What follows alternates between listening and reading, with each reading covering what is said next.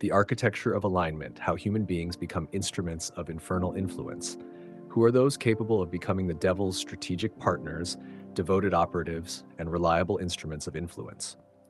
In light of the noble verse, I created neither jinn nor humankind except for devotion, that is, to attain deep experiential awareness, marifa, of me. This verse establishes a foundational principle of existence.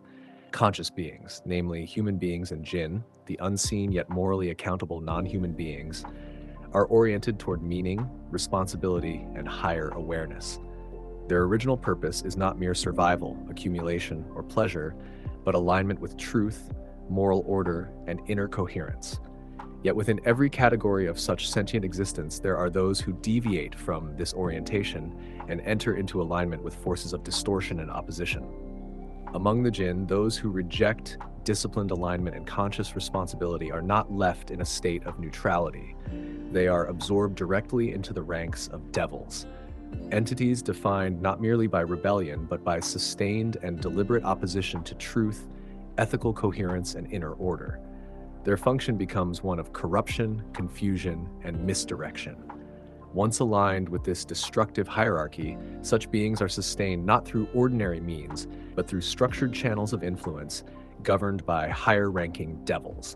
Resources, leverage, and degrees of authority are allocated in proportion to effectiveness in spreading disorder, moral erosion, and spiritual disorientation.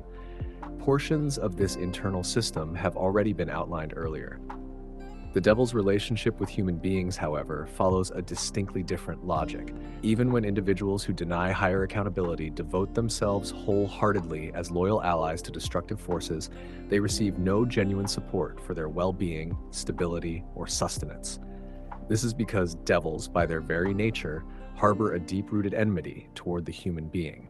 Human collaborators are used as expendable instruments, not treated as valued partners. Their allegiance is exploited, not honored. Their loyalty is consumed, not rewarded. The implicit directive imposed upon such human collaborators is this: you must secure the means of your indulgence entirely through your own efforts, or by cooperating with others who operate by the same principle. Pursuit of advantage without moral restraint, accountability, or obligation to those harmed in the process. This directive does not promote autonomy or responsibility. Rather, it dissolves ethical limits, severs action from accountability, and normalizes advancement through moral compromise. For those whose wealth, visibility, or strategic position grants them broader reach, the devils themselves whisper into their hearts, employing more refined methods of manipulation, not genuine rewards, but psychological inducements designed to exploit arrogance and inflate self-assumed superiority. Rather than issuing crude commands, they subtly recalibrate perception, inducing such individuals to view others as lacking civilization, refinement, or historical legitimacy. Here, the manipulation does not originate in objective reason or neutral analysis, but in demonic whispering that capitalizes on pride already rooted within the heart. By magnifying a sense of cultural, intellectual, or moral superiority, devils encourage corrupted human collaborators to perceive entire communities as deficient, immature, or unworthy of self-determination. Devils do not address societies directly. They whisper into hearts, and from those hearts, the distortion is projected outward through speech, policy, ideology, and cultural narrative. From this distorted vantage point, the whisper continues in effect. If you can reshape such societies according to your own standards of civilization, you will attain prestige, recognition, and elevated status among centers of global influence, without receiving any true benefit, protection, or loyalty in return. The phrase "such societies" does not refer to humanity at large, nor to any race or nation as such. It refers to communities and societies that still retain moral memory, ethical restraint, higher accountability, and inherited frameworks of meaning, whether religious, philosophical, or civilizational, that resist full absorption into a post-transcendent moral order. What is meant by this so-called civilization is neither vague nor hidden.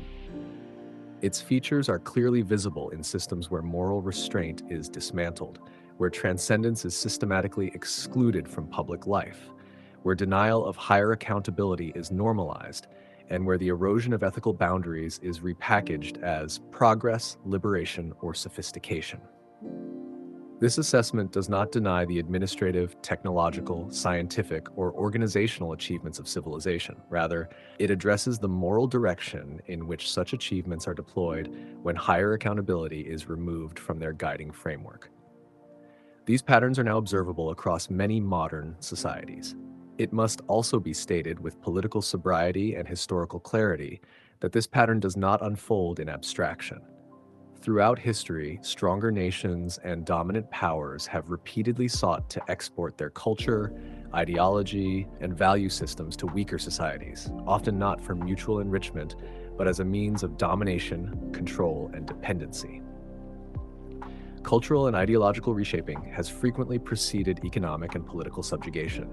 For when a people internalizes the worldview of the dominant, resistance erodes without the need for overt force.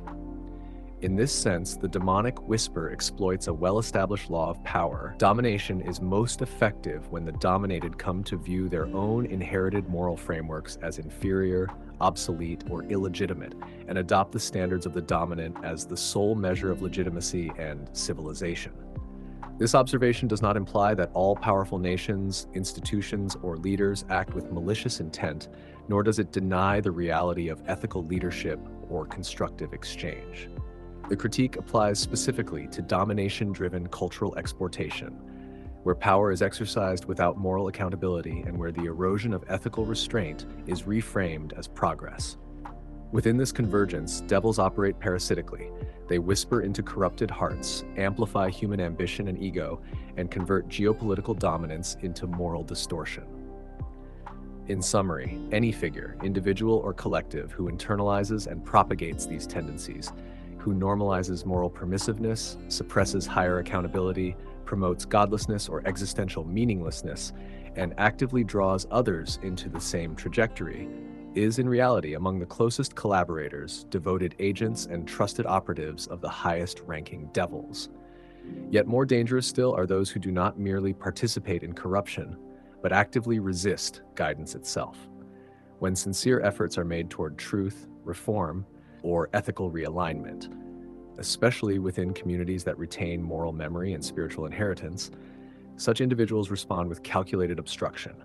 And when they possess the means, they organize movements designed to silence, distort, discredit, or eliminate such efforts altogether. It is precisely at this level of moral, intellectual, and ideological confrontation that the following divine warning finds its most complete and decisive manifestation. The devils transmit impulses to their affiliates, instilling in them the urge to argue, disrupt guidance, sow confusion, and obstruct the path toward truth, reform, and moral restoration. What has been examined thus far concerns the external architecture of satanic influence, how alignment is formed, how loyalty is exploited, and how corruption is measured by effectiveness rather than intention. Yet influence does not operate only through visible collaboration or public deviation. It also unfolds at a far subtler level, within the silent space of the human interior, where suggestion precedes action and impulse tests resolve. At this inward threshold, a decisive question emerges. When a whisper is cast but no deed follows, when temptation is presented yet resisted, what consequence unfolds for the human being, and what outcome befalls the devil who initiated the attempt? It is this unseen economy of restraint, defeat, and inner elevation that now demands examination.